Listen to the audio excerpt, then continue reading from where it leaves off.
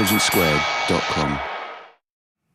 Our first speaker for the motion is Suhel Seth, who is managing partner of Consulage India, a strategic brand management and marketing consultancy, but he's also much more than that. He's well known as a writer and an actor and a very accomplished debater, as he's been telling us. He's got a couple of thousand debates under his belt already. So here's another one.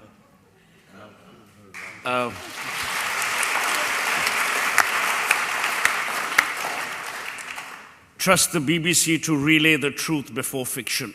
Thank you, Bridget. Ladies and gentlemen, good evening. It is not our contention to decry democracy, as both these gentlemen will have you believe as we go through the evening. We're not saying that democracy is bad, that as a form of governance, it should be done away with. Neither are we suggesting for a moment that we, wise men, have an option for India.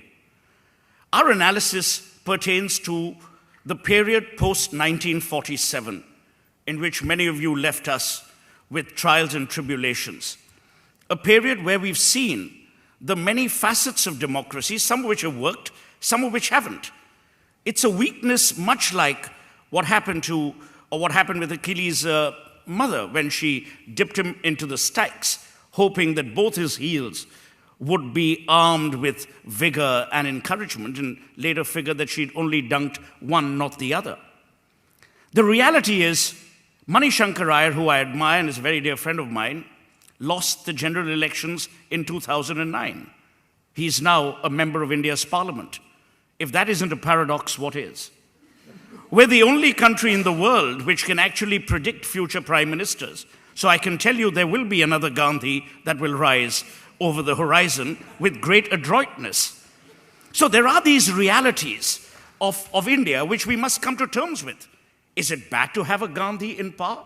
I don't imagine so, because look at the kind of options we've had in the past. So the reality is, these are some of the issues that are hampering India's growth today, and often enough, democracy is used as that crutch. Bridget talked about a glue. I don't want to make it sound as romantic. For everything that goes wrong in India, we ascribe it to, oh, never mind, but we are a democracy. Can democracy be allowed to become an excuse for the lack of good governance? I would imagine not. Should democracy be allowed to be manipulated when things go awry? I would imagine not. But that's exactly what's happened. Bridget talks about corruption. There is corruption in India. And we blame corrupt leaders, or we mention corrupt leaders and say that, look, they are corrupt, but what the hell? They've been elected. So you have a chief minister who presides over a massacre of one particular community who's been elected thrice. So what's his crutch? His crutch is, I couldn't be bothered about human rights. I couldn't be bothered about massacres, but I've been elected. There was an earlier debate which I'd spoken in, the topic of which was, with forms of government, let fools contest. That which is governed best is best. But that's not what we're here to say. We are saying that many of the problems that afflict India today in its present situation have been caused by our overarching dependency on the form rather than on the substance of governance that we've adopted. So it's not democracy, it's the manner in which we've used democracy. It's not democracy as an electoral process.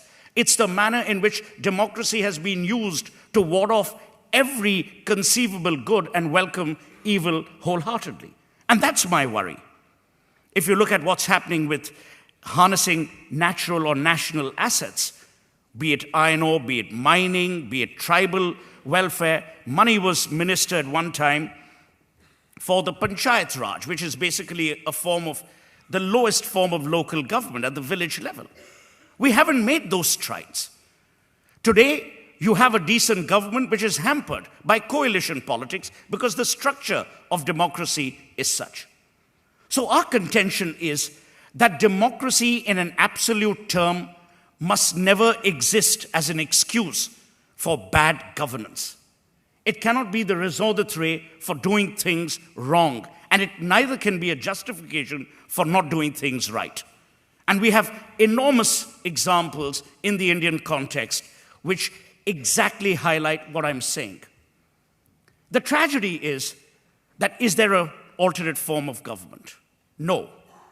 But like Achilles, we recognize that democracy is a weakness. We also realize that it's a weakness which can be strengthened. And I'm not here to talk about all the wrongs alone, but I think we need electoral reforms within the domain of democracy. And those electoral reforms need to happen. You can't have thugs and crooks and absolute scoundrels in parliament. You've got to have decent people, but then they get up and lose elections. So where are we left with, and who are we left with? The tragedy also is that if you analyze India's parliament today, 37% are the three Bs. Well, in Hindi, they're called Behan, Biwi, and Bahu, which basically means she's either your sister or your wife or your daughter-in-law. Now, is that a bad thing? Often the argument is, but look, what the hell, she got elected in an election. So it really doesn't matter if I'm perpetrating a dynasty. It's not that. It's the dynasty and the use of dynastic politics, as it were, that you use to justify all the wrongs that are happening. So what are we essentially saying for the motion? We're saying that in today's India, whether it is the leadership or whether it is people in industry, they have manipulated the existing form of government, which they've called democracy. So they've said, because the people have elected us, we can do what the hell we want. And they've been doing it with great aplomb. Our contention is that that needs to be tempered.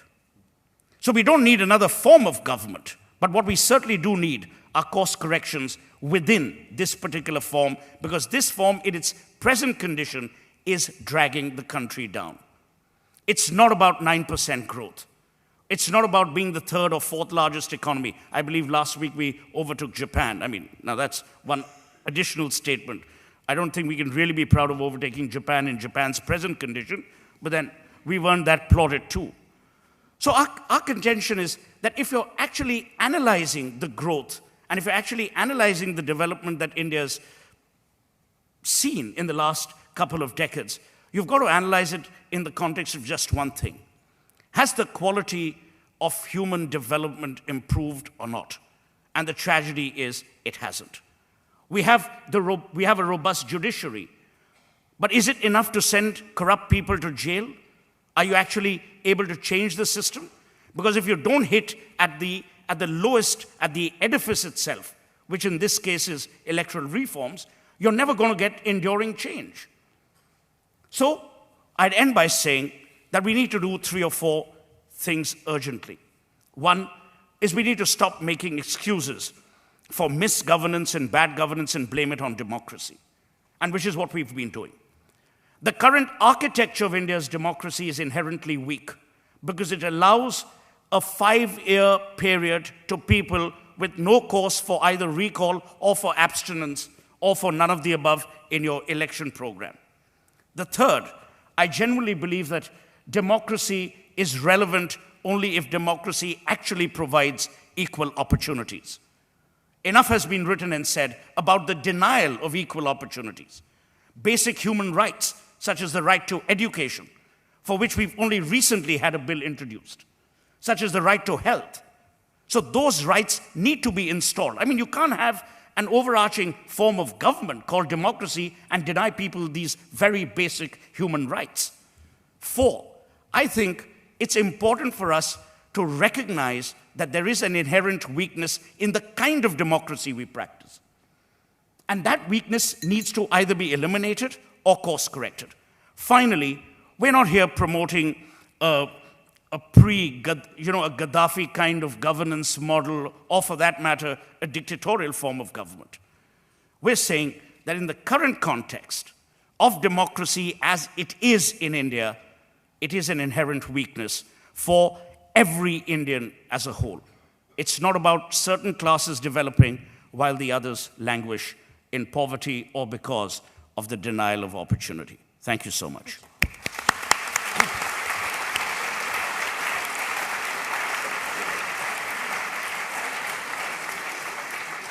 Okay, so very quickly, William and Mani, you've got a chance to quiz Suhel on what he's just said. So what you're saying is that democracy is a bad form of government, but you don't think that there's an alternative, better form of government. And are you suggesting that good governance could come through dictatorship when it cannot come through democracy? Are you on your side or are you on my side? See, this is what I'd expected of money to do wordplay, you know. But we're not here in a school debate. So let's get back to the seriousness of the topic. What I said was that democracy in its current form in India has certain flaws. Those flaws need to be ironed out within the domain of democracy. To quote myself ad verbatim, just so that you realize what I was saying, I said those course corrections need to happen within the domain of democracy. We are not suggesting money for any reason whatsoever that we either want you as the potentate or one of your ilk as a person who then drives the destiny of 1.2 billion people, hurtling us towards very, very interesting disasters. But on the other hand, Achilles couldn't get his heel corrected. But that was because of his mother. How do you describe our democracy as Achilles' heel? Correct. He was born with that defect, and I don't think our democracy is incapable of being reformed. It's being reformed all the time. Money went to Oxford or Cambridge or one of those renowned institutions. So obviously his sense of history is pretty rusted now that he spent so many years in India's parliament battling the good, the bad, and the ugly. So let me remind him of the Greek myth of Achilles. Achilles wasn't born with any defects. His mother dunked him into a river and held him by one heel and forgot to dunk him a second time round to make sure that that second heel was as vibrant as the first. So don't blame Achilles, blame his mother. And in this case, who will you blame? I'll tell you whom I'll blame. Are you suggesting then that the British should rule us twice? I'm not saying anything. I'm not saying anything. But you know which politician, also with an interesting surname of giving up everything in the world, was once called Mother India. Okay. William, you're going to have your chance to put your barbs from the podium because you're the next speaker. Thank you. Thank you very much. Suhel.